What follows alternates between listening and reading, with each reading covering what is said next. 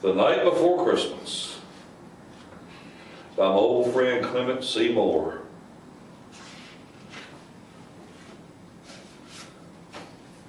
This was written in 1822.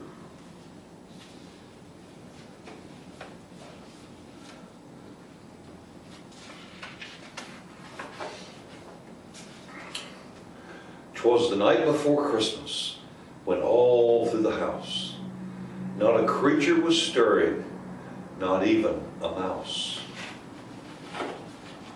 The stockings were hung by the chimney with care, in hope that St. Nicholas soon would be there.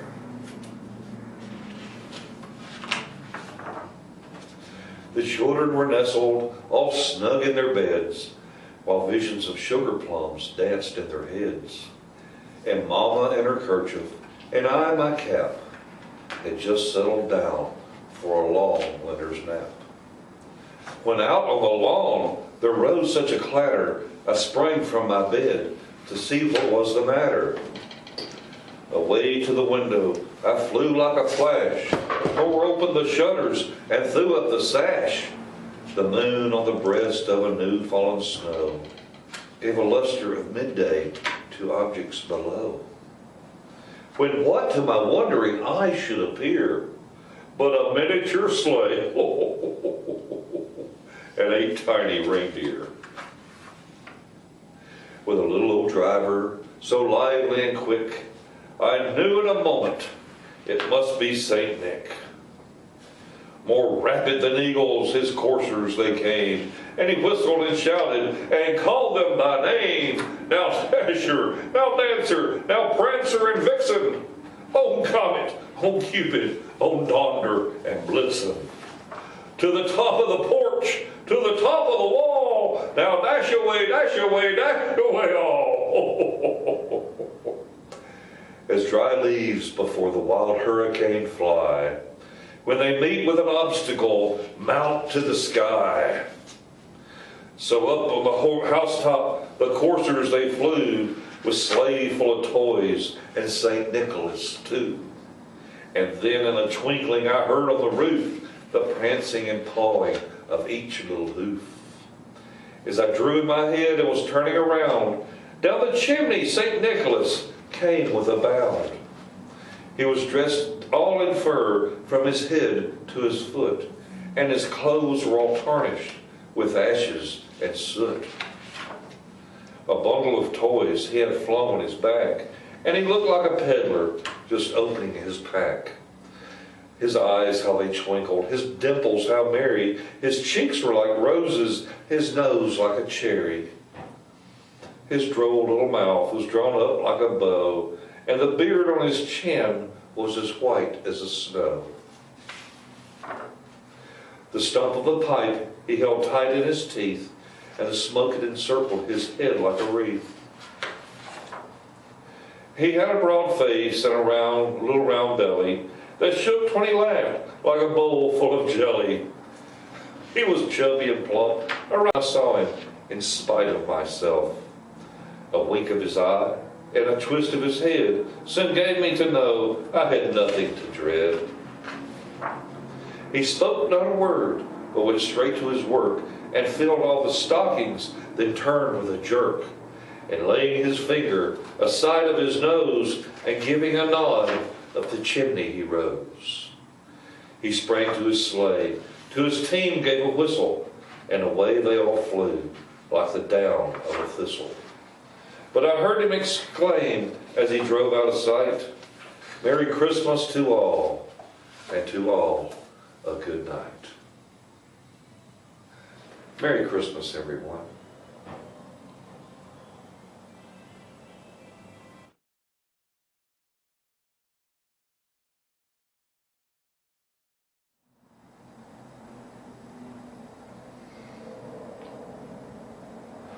Ho, ho, ho, ho, ho, ho. Merry Christmas, Merry Christmas. Ho, ho, ho, ho, ho. How are you doing today? I bet you didn't know that Santa Claus has been watching you.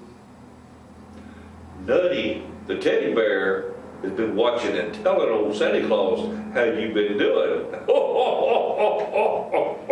Did you know that Nutty, your teddy bear, talks to me? Well, how do you think Santa Claus learns how his little girls and boys are doing? The toys talk to old Santa Claus. When you're good to Nutty, he tells me. When you're bad, he tells me. You're on a pretty good nice list right now, though. Now, Maebri, I know you're over there in Granite Falls, North Carolina. Yes, I know you. I know you, sweetheart. And I love that Christmas tree that you've got at your nanny's house. You've got all decorated in candy canes. That is so pretty.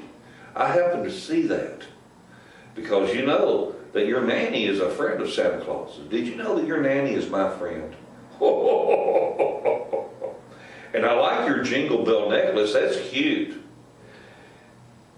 And did you know that one of your favorite foods is one of my favorite foods? I like ham sandwiches and chip and dip. How about that? And you do too. Now, I know what you're wanting for Christmas. I've got your list.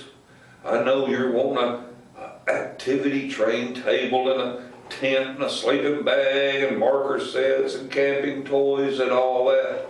But we've got a little problem, Maebri. I know you like to watch John Wayne movies, okay? I know you like to watch McClintock. But you have got to quit calling people a big beluga. Little girls don't say big beluga, big beluga, big beluga, beluga, beluga, beluga. But there's something special I want you to do for old Santa Claus, okay? This year, Santa Claus doesn't want any milk and cookies. Would you cut a carrot up into 9 pieces so that I can feed it to my reindeer? Do you know my reindeer's names? There's Dasher and Dancer and Prancer and Vixen, Comet and Cupid and Donder and Blitzen and Rudolph. But if you could cut that carrot up into 9 pieces, I'll feed it to my reindeer, okay? Okay. Well, Maebri, you have a Merry Christmas, sweetie. And Santa Claus will try to bring you something really nice. All right. Bye-bye, hon.